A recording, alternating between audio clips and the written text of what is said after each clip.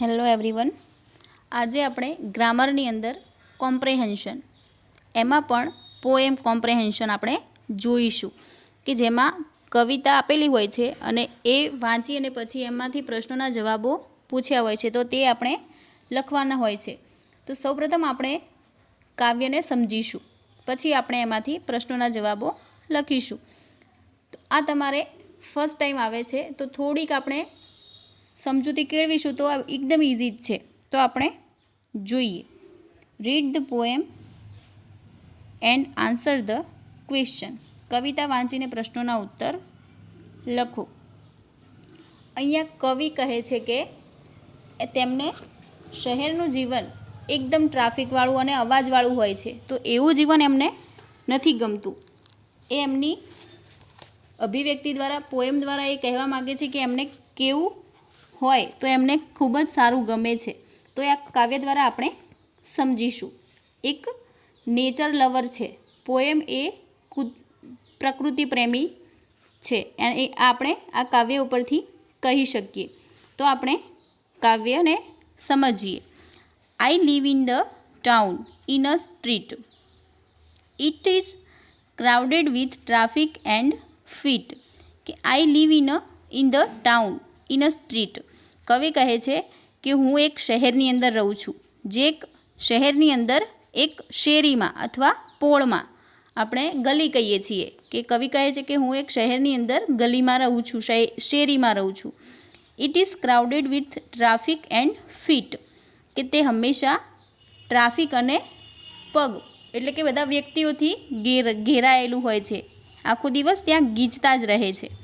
There are buses and motors and trains, I wish there were meadows and lamps.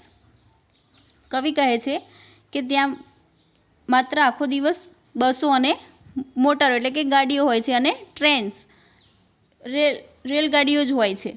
I wish there were meadows and lamps, કે હું એવું ઈચ્છું છું કે તેની જગ્યાએ ત્યાં ઘાસના મેદાનો હોય અને ઘેટાઓ ત્યાં ચરતા હોય, એટલે કે એકદમ શાંત વાતાવરણ હોવું જોઈએ।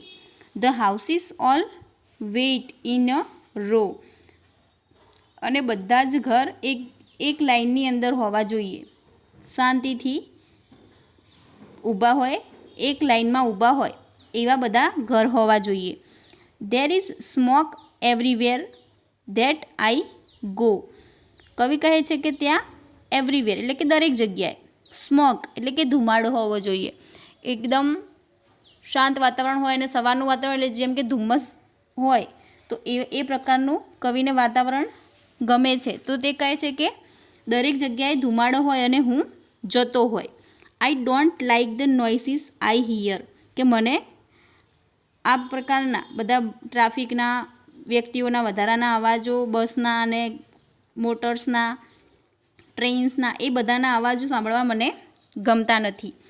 આઈ wish there were woods very near, કે હું એવું ઈચ્છું છું કે ત્યાં બધે જ વૃક્ષો હોય, ખૂબ જ નજીક વૃક્ષો હોય। There is only one thing that I love, કવિ કહે છે કે માત્ર એક જ વસ્તુ એવું છે કે જેને હું ચાહું છું, મને ગમે છે। And that is the sky far above, અને એ જે છે એ વસ્તુ શું છે? સ્કાય, કે જે આપણાથી ખૂબ જ દૂર છે, આકાશ કે આપણાથી ખૂબ જ દૂર છે, કે મને માત્ર આકાશ જ ગમે છે। There is plenty of room in the blue, there is a plenty of room, કે તે માત્ર એકદમ ખાલી હોય છે એમ કહી શકાય, કે જેમાં આપણા ઉદાસ, બ્લુ એટલે કે ઉદાસ રંગ પણ થઈ શકે, અને એક આપણી ફિલિંગ, જે આપણી નિરાશાજનક લાગણી છે તે કે આપણે ત્યાં રાખી શકીએ એવું મોટું ત્યાં આકાશ છે। For castles of clouds and me too, અને ત્યાં માત્ર ઘણા બધા વાદળાઓ જ હોય અને હું હોય। કવિ કહે છે કે આમાં આ પ્રકૃતિને આપણે બધાએ કચડી અને બધાએ સિમેન્ટના ઘર આપણે બધાએ ઊભા કરી દીધા છે, તો એ બધાથી અલગ જ મારે માત્ર પ્રકૃતિની સાથે જીવવું છે, એવી કવિની ઈચ્છા છે. તો હવે આપણે ક્વેશ્ચન્સ જોઈએ.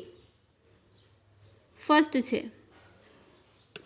With what is the street crowded, કે શેરી શેનાથી ગીચો ગીચ છે?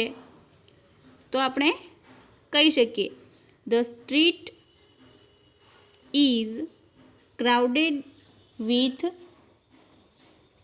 Traffic and feet, buses and motors and trains. Okay.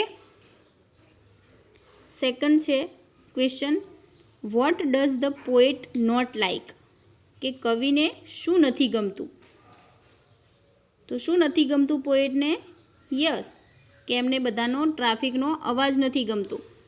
તો the poet is not like the noise of traffic, એવું પણ આપણે લખી શકીએ. Okay. Third one is write the rhyme words for A love, B street, કે write a rhyming words, એટલે કે સમાન પ્રાસવાળા શબ્દો શોધી અને લખો. લવ, તો એના જેવું ઉચ્ચારણ કયું થતું હશે?